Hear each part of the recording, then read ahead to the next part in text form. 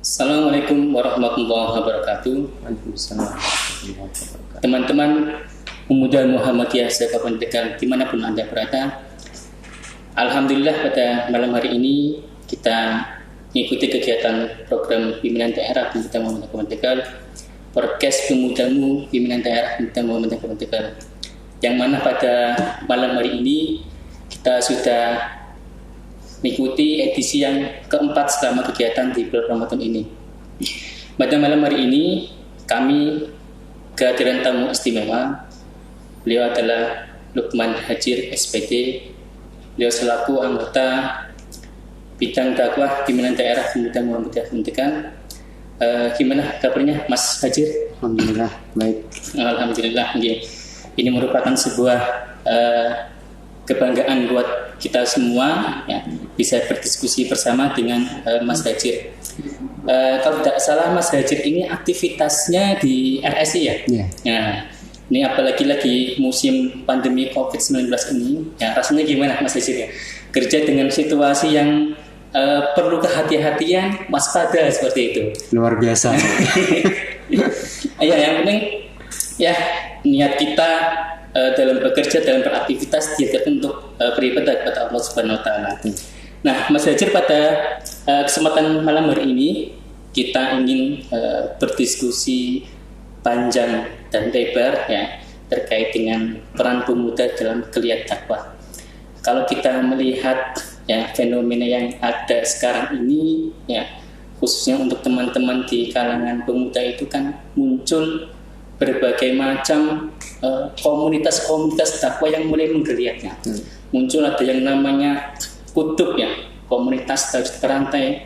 Muncul ada yang namanya job squad atau apa seperti itu. Nah, ini menurut pandangan Mas Hajir sendiri, fenomena seperti ini artinya ini kan suatu hal yang positif seperti itu, di mana pemuda mengambil peran dalam berdakwah seperti itu. Nah, ini menurut pandangan Mas Hajir sendiri, bagaimana melihat fenomena yang ada sekarang ini? Ya. Assalamualaikum warahmatullahi wabarakatuh. Waalaikumsalam warahmatullahi wabarakatuh. Rekan-rekan pemuda Muhammadiyah dan sobat Facebook dimanapun Anda berada, menanggapi munculnya banyak komunitas-komunitas dakwah yang memang diinisiasi oleh para muda-mudi di Negara Kesatuan Republik Indonesia ini, memang harus kita apresiasi itu yang pertama. Yang kedua, kita harus menyadari bahwa yang namanya generasi muda itu mereka adalah fase kritis. Maka anak muda dimanapun mereka tidak bisa kemudian dalam tanda kutip dikekang oleh suatu apapun ya, baik itu secara pikiran ya, apalagi secara lelaku tindak tanduknya. Makanya munculnya banyak komunitas dakwah seperti ini menjadi isyarat bagi kita. Ada satu, kalau kita mau melihat ke belakang, munculnya banyak komunitas dakwah seperti ini sejatinya memang dilandasi oleh banyaknya ketidakpuasan, kekecewaan terhadap gerakan-gerakan dakwah yang ada. Karena apa? Mereka merasa tidak mendapatkan yang mereka inginkan, yang mereka butuhkan. Inilah PR kita bersama, bahwa dakwah di era 4.0 ini, di era digital ini, mau tidak mau kita harus menyesuaikan dengan pasar. Artinya gini ya Mas Hajir ya, kondisi yang ada sekarang ini belum mampu menampung aspirasi gagasan dari pemuda sekarang ini. Betul, karena memang kita masih cenderung konvensional secara dakwah. Dan memang harus kita akui, dai-dai kita, para asatidz kita ini memang belum semuanya mengakomodir kebutuhan-kebutuhan anak-anak muda. Maka jangan disalahkan dan jangan kaget ketika kemudian muncul banyak sempalan-sempalan komunitas dan mereka menginisiasi sendiri, mengumpulkan sekian orang, mereka mencari sendiri dalam tanda kutip ustadznya mereka yang mereka mungkin sukai dan mereka pandang sesuai dengan kebutuhan mereka. Inilah yang kemudian kita sebagai para dai dan para asatid, para juru dakwah di manapun kita berada memang harus mengikuti, ya. Kita harus melek teknologi, mau tidak mau. Inilah kebutuhan yang kemudian harus disadari oleh semua dai-dai kita, khususnya di warga Muhammadiyah. Yang tadi Mas Dajjal menyampaikan terkait dengan teknologi dan juga peran pemuda di situ kan, pemuda tentu tidak boleh dikekang secara pikirannya, secara tentang cita-citanya dan seterusnya. Nah ini kalau kita melihat di pemuda Muhammadiyah sendiri, ini kan muncul poros dakwah, artinya dakwah yang mengembirakan seperti itu. Nah, apa yang dibawa oleh pemuda Muhammadiyah terkait dengan dakwah yang mengembirakan ini, apakah ini menjadi salah satu solusi juga terkait dengan fenomena yang tadi kita bahas itu? Ya, jelas ini menjadi solusi yang nyata. Karena memang kita sangat merindukan dakwah yang mengembirakan, dakwah yang membuat orang nyaman. Selama ini harus kita akui juga, ya, dakwah kita masih cenderung dalam tanda kutip mengintimidasi. Contoh, ketika kemudian menyampaikan ayat tentang infak misalkan, sedekah, ya, lalu kemudian yang muncul hanyalah ancaman-ancaman. Memang betul, itu semuanya muncul dalam ayat-ayat Allah. Tetapi bagaimana kemudian packaging, kemasan itu harus kita perbaiki. Sehingga orang menangkap tidak melulu, kok Islam ngeri sekali ya, dikit-dikit diancam, dikit-dikit diancam. Kita nggak enjoy bahasa anak muda sekarang. Itu kan yang membuat sebagian kalangan, khususnya untuk anak muda itu kan semakin menjauh dari dakwah itu sendiri. Karena ketika pemuda itu dikenalkan dengan kalimat dakwah, itu kan konotasinya sudah ketakutan seperti itu. Kesannya kan orang yang berdakwah itu adalah yang sangat alim sekali, mengikuti itu. Nah, ini mungkin solusi ya dari pemuda Muhammadiyah. Nah, kira-kira terkait dengan dakwah yang mengembirakan ini, secara porsinya bagaimana? Artinya di pemuda Muhammadiyah ini sendiri kan berbagai macam kultur yang ada seperti itu. Nah, secara porsi untuk teman-teman pemuda sendiri bagaimana? Ya, ini yang kemudian perlu kami sampaikan bahwa kebutuhan masyarakat kita ini sudah semakin menunjukkan pada titik kritis. Kebutuhan pada apa? Kebutuhan pada dakwah yang berkualitas. Kalau kemudian selama ini mungkin sedikit saya lebih sering ya bersinggungan dengan jamaah-jamaah di lapangan. Bayangkan di beberapa masjid Muhammadiyah sendiri, ketika saya datangi pengajian-pengajian, pesertanya hanya 6 orang. Semuanya usianya di atas 50 tahun. Lantas kemana anak mudanya? Saya datang lagi, yang datang hanya 3 orang. Saya harus nunggu setengah jam, 1 jam untuk menunggu jamaah datang. Maka kalau kemudian kita bicara tentang porsi, bagaimana kemudian menggembirakan dalam dakwah secara kebutuhan hari ini, langkah yang paling bisa kita lakukan adalah memang satu, kita harus segera mengukur diri. Ya, dulu di Muhammadiyah ini muncul yang namanya GJDJ, gerakan jamaah dakwah jamaah. Ini yang sudah hilang. Ya. Dan ini menurut saya cara yang paling efektif, karena di sana tidak muncul antara kesannya ini ustadz ini murid, tetapi betul-betul seperti friendly, teman gitu. Berarti kan persis seperti dengan slogan pemuda dakwah yang mengembirakan seperti itu. Artinya tidak ada seket yang membatasi terlalu kuat antara siapa kamu dan siapa saya. Seperti itu. Apalagi tradisi yang muncul di kita ini, kebiasaan kita di kajian-kajian kita ini bukan kajian yang 2 arah, tetapi kajian 1 arah. Ustadznya ngomong A sampai Z, jamaahnya diem, ditutup, bubar kan gitu. Semuanya hampir seperti itu. Inilah yang harus kita perbaiki. Pemuda Muhammadiyah sebagai agent of change, agen perubahan, harus segera melihat ini sebagai masalah yang tidak sepele, masalah yang harus segera diatasi. Yang lebih menyedihkan kawan-kawan semuanya, ketika saya bersinggungan dengan banyak pasien di rumah sakit, ketika kemudian ada keluarga mereka yang dalam kondisi kritis, butuh pendampingan khusus, hal yang sangat sepele, membimbing keluarganya dengan kalimat-kalimat thayyibah pun mereka tidak tahu.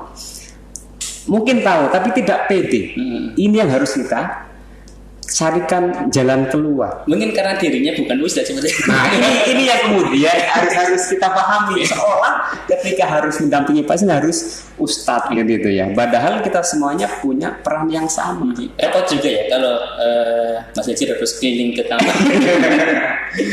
Artinya keluarga itu kan lebih dekat dengan anggota keluarga. Ketika yang mendampingi keluarganya, anaknya, saya rasa lebih maksimal. Apalagi ketika kemudian bersinggungan dengan kami dari bimbingan rohani, pasti mereka tetap menganggap ada jarak. Saya bukan bagian dari mereka. Ketika mereka ingin terbuka pun, mereka berpikir 1000 kali begitu. Berarti sebenarnya dakwah hari ini sebenarnya cermin pemuda besok seperti itu. Betul, 10-20 tahun ke depan ketika dakwah kita masih seperti ini, ya kita harus siap-siap. Ya, mendapati generasi muda ke depan tidak akan pernah melek dengan kebutuhan dakwah. Ya. Salah satu permasalahan di pemuda itu kan salah satunya terasa futur itu, rasa malas itu yang sering menghantui. Ketika kita sedang bersemangat, semangatnya terlalu tapi kalau sedang futur, sedang malas dan seterusnya, nah itu sering ngedrop seperti itu. Maka kalau kondisi seperti itu, bagaimana dakwah itu akan muncul ke permukaan seperti itu? Ya, kalau kondisi futur, saya rasa semua orang punya chance, punya kesempatan untuk futur. Tinggal bagaimana kita mengelola diri kita. Karena setan setiap hari menempel dalam hati kita masing-masing. Kalau kita tidak siaga, ya kita akan kalah dengan godaan setan yang terus-menerus menggempur kita.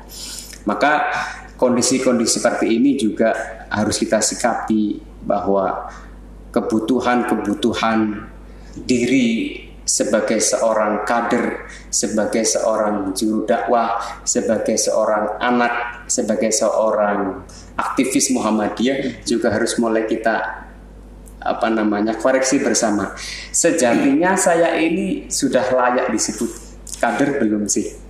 Kenapa kemudian kita seorang kader, tapi ketika ada orang meninggal kok datang dengan celana pendek, kan gitu ya? Datang kemudian hanya duduk-duduk, malah yang nggak penting. Sunnah-sunnah, fadilah-fadilah yang dituntunkan oleh Rasul tidak pernah dikerjakan. Ini yang miris hari ini. Iya, yang kedua mungkin lah ini terkait dengan permasalahan klasik sebenarnya. Dengan permasalahan klasik di pemuda itu kan, pemuda itu usia yang sedang masih labil seperti itu, labil seperti itu. Kalau yang belum menikah, ya itu kan sering galau seperti itu. Tapi kalau sudah yang menikah seperti itu, ya ini kan tantangan ekonomi juga seperti itu. Nah, ini kan sering beberapa teman, ya itu kan menjadi permasalahan kita semua, permasalahan klasik seperti itu. Sedangkan kita juga selaku kader, ya disuruh untuk berdakwah setiap hari, setiap saat seperti itu. Nah, ini menyikapinya bagaimana nih Mas Haji? Ya, ini karena kita selama ini salah memahami terminologi dakwah itu sendiri. Ketika kemudian kita memahami, mendengar kata dakwah, coba kalau kita dengarkan pertama kali kata dakwah, pasti yang terbayangkan sorban, gitu ya, baju koko, pakai sarung jaket panjang kan gitu. Ini yang selama ini kita pikirkan. Padahal esensi dakwah itu sangat indah. Dakwah adalah bagaimana kita menyeru, mengajak orang menjadi lebih baik. Sebagaimana ayat dalam Ali Imran ayat 104 ya, A'udzubillahi minasyaitonirrajim. Wal takum minkum ummatu yad'una ilal khair wa ya'muruna bil ma'ruf wa yanhauna 'anil munkar wa ulaika humul muflihun. Yad'una di situ itulah esensi dakwah kita ini. Tugas kita mengajak, sekali lagi mengajak. Sebagai contoh, kebiasaan anak muda hari ini Bapak Wahyudi yang saya terus terang sudah nggak habis pikir ya. Yang paling cukup mengancam eksistensi pemuda 10 20 tahun ke depan adalah budaya pasang nomor. Nah, ini konkret dakwah kita.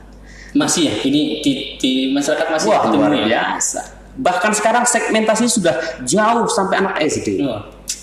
Karena apa? Yang mereka pikirkan itu bukan masalah kemudian beban mereka kepada Sang Pencipta, kepada Allah, tetapi lah paling 1000 2000 titik ora akeh.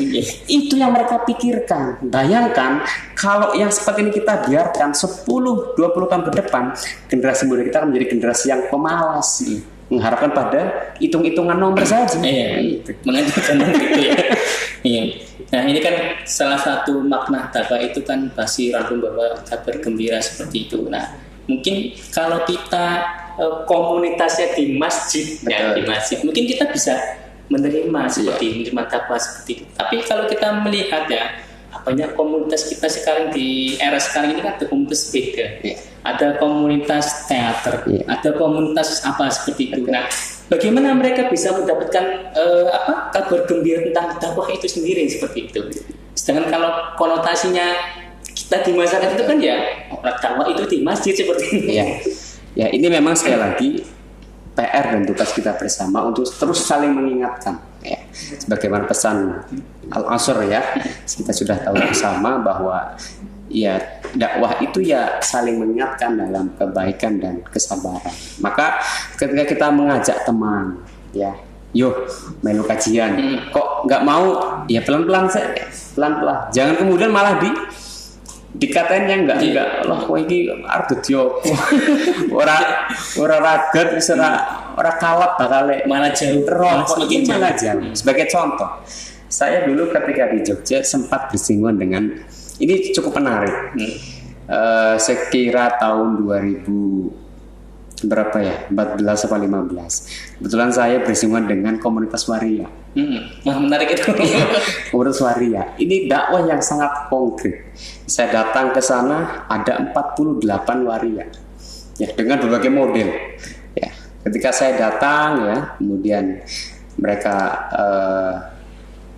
mereka datang belum banyak, saya tungguin harap lebih banyak. Ketika kajian dimulai, ya ada yang mendengarkan, ada yang sibuk dengan bersolek, tetapi ada juga yang serius mengamati. Uniknya setelah kajian selesai, mereka mangkal lagi.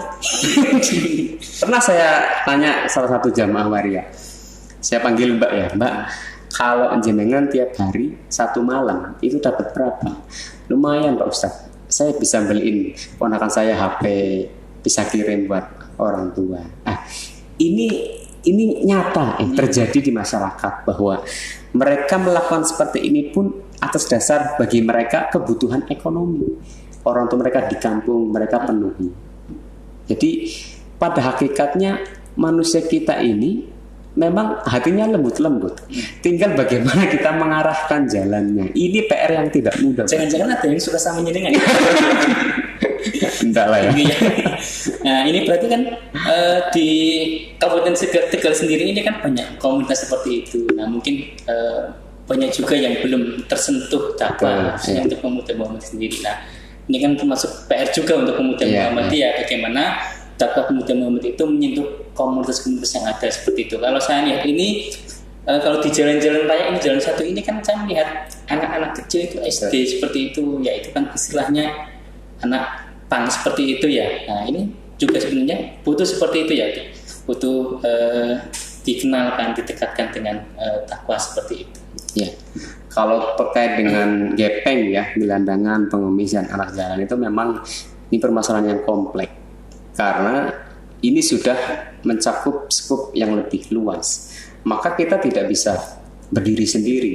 Sebagai contoh, political will dari Pemda juga harus ditunjukkan.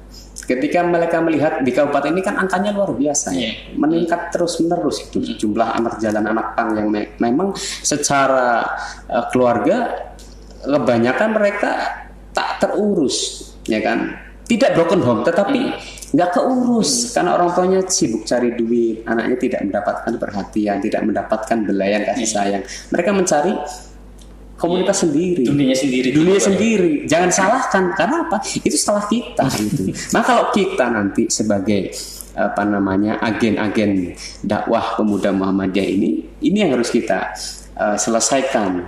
Pelan-pelan harus kita mulai. Kalau kita menunggu sempurna, memang tidak pernah kita mulai. Iya, berarti kan peran kita itu sebenarnya sangat ditunggu sekali oleh masyarakat, oleh umat. Artinya komunitas dakwah yang sudah terbentuk itu pun harusnya bisa melebarkan dakwahnya seperti itu. Ya. Apalagi di Muhammadiyah sudah memiliki cabang, ranting, artinya kan ini sebenarnya sungguh enak sekali seperti itu. Di dakwah pemuda sudah komplit, sudah ada semua, tinggal bagaimana kita mengemas dakwah itu sendiri sebaik mungkin seperti itu.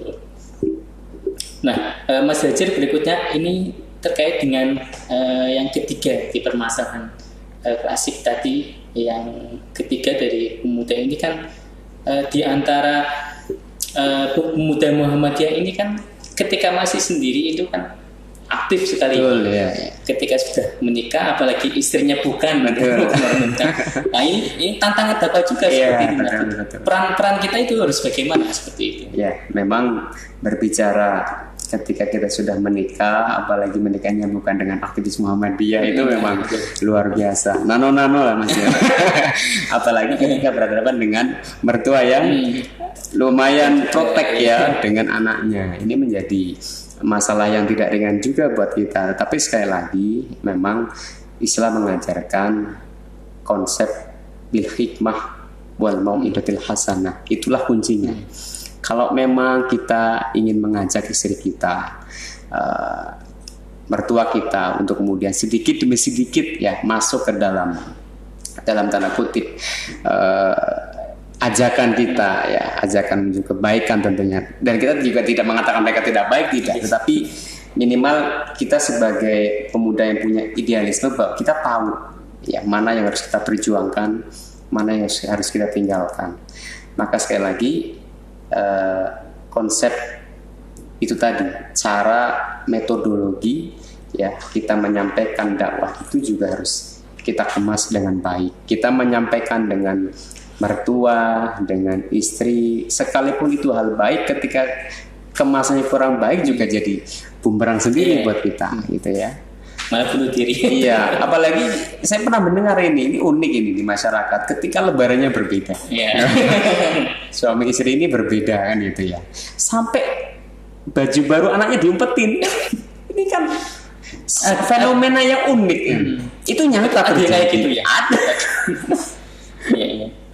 Nah, berarti di sisi lain kita juga memiliki peran dalam berdakwah, tapi juga kita butuh punya tantangan juga seperti itu ya. Nah, dalam dakwah itu sendiri yang cakupannya begitu luas ya, semua sektor lintas, baik itu bisa didakwati pertanian ataupun komunitas ataupun apa, partai politik bahkan sekalipun. Nah, ini kira-kira posisi pemuda Muhammadiyah ini bagaimana? Artinya konsep dakwah yang menggembirakan dengan berbagai macam komunitas yang ada, bagaimana peran pemuda Muhammadiyah ini bisa minimal membawa ya, artinya mengajak mereka, komunitas mereka untuk bisa mengenal dakwah pemuda Muhammadiyah. Ya. Konsep konkret ya, yang paling mudah sebetulnya yang bisa dilakukan oleh semua pemuda Muhammadiyah terutama, dan para juru dakwah muda yang mulai sedang belajar menghadapi masyarakat dengan segala pernak-perniknya adalah ketika mereka bersinggungan dengan organisasi apapun, komunitas apapun, kemudian pemerintahan apapun, saya rasa dakwah yang paling mudah adalah dakwah melalui badan kita sendiri. Ya. Orang pasti akan melihat kualitas ketika kita kemudian memperlihatkan hal-hal yang baik. Sekalipun mereka komunitas teater misalkan, yang mungkin dalam pandangan masyarakat masih penuh dengan kejelekan. Tapi ketika kita bersinggungan dengan mereka, bergaul dengan mereka, dan kita tanpa banyak bicara AIUEO, tapi kita menunjukkan kebaikan-kebaikan, nilai-nilai universal kita tunjukkan. Contoh bagaimana asih dan asuh kita, rumat kita mulai galakkan. Saya rasa hati mereka akan tergerak. Wah, ternyata bergaul dengan Mas Wahyudi ini luar biasa ya. kok sejuk sekali, indah sekali. Akhirnya mulai tertarik, Mas gimana sih jadi orang kayak jenengan, kok kayaknya hidupnya enak. Padahal kan ya, iya, hidup itu kan sekali lagi wang sinau. Tapi mereka melihat kualitas kita gitu. Ini yang harus kita sadari bersama. Kualitas kader, Kualitas diri itu yang harus kita tunjukkan. Itu metode dakwah yang paling efektif tanpa perlu nuwun sewu mondok berapa tahun gitu kan. Semuanya bisa melakukan. contoh Iya, konkret iya. untuk semua kader Pemuda Muhammadiyah biar orang bisa menilai sendiri ya kapasitas kita kader Pemuda Muhammadiyah kualitasnya seperti apa, seperti itu. Mas Hajar dan teman-teman Pemuda Muhammadiyah Sekolah Tegal, karena kita dibatasi waktu ya Mas Hajar. Siap. Jadi diskusi pada malam hari ini kita cukupkan dulu. Terima kasih banyak Mas Hajar yang bisa hadir ke ruang kami untuk berdiskusi panjang lebar terkait dengan peran dakwah dalam peran pemuda dalam geliat dakwah. Semoga apa yang kita diskusikan ini bisa kita ambil manfaatnya seperti itu. Nah, untuk selanjutnya mungkin pesan terakhir dari Mas Hajar terkait terakhir. Closing statement dari saya ya. Closing statement dari saya, pemuda Muhammadiyah, ya rekan-rekan kawan-kawan pemuda Muhammadiyah dimanapun Anda berada, ini saya mengajak secara tulus ya, karena di lapangan itu masyarakat itu sangat membutuhkan kita. Tugas kita mulai sadari bahwa kita harus mulai belajar. Ya, masyarakat tidak akan menunggu melihat siapa kita, tetapi ketika kita hadir di tengah-tengah mereka, membawa kesejukan, membawa kabar gembira, mereka pasti akan tertarik. Ya, seperti apapun kondisi kita, langkah yang paling kecil dakwah yang kita bisa kita lakukan adalah sekali lagi menunjukkan kualitas kita yang terbaik di mata mereka. Tidak usah kemudian terlalu banyak dalil, mungkin teman-teman yang aku pendakwah orang ngerti dari dalil. Tapi ketika kita menunjukkan sikap yang terbaik, yang kita tunjukkan kepada masyarakat, insya Allah yang namanya hati itu akan mudah menerima. Ya, hati itu kan mampu melihat, membaca, menangkap kebaikan-kebaikan. Maka ketika kita menyebarkan kebaikan-kebaikan, insya Allah hati-hati yang masih terawat oleh Allah, ya masih terawat oleh siraman-siraman agama kita, insya Allah akan mudah menangkap. Berbeda dengan hati-hati yang sudah cenderung mati tadi, akan susah, malah cenderung bebal, bahkan melawan kita semuanya. Mungkin itu. Terima kasih Mas Fadli kesempatannya. Mudah-mudahan jadi keberkahan buat kita semuanya. Amin, amin. Ya. Baik, teman-teman pemuda Muhammadiyah Kabupaten Tegal, demikian tadi diskusi pada malam hari ini di program podcast Pemuda Muhammadiyah Tegal. Kita akan jumpa lagi di episode yang akan datang. Kurang lebih mohon maaf. Wassalamualaikum warahmatullahi wabarakatuh. Waalaikumsalam warahmatullahi wabarakatuh.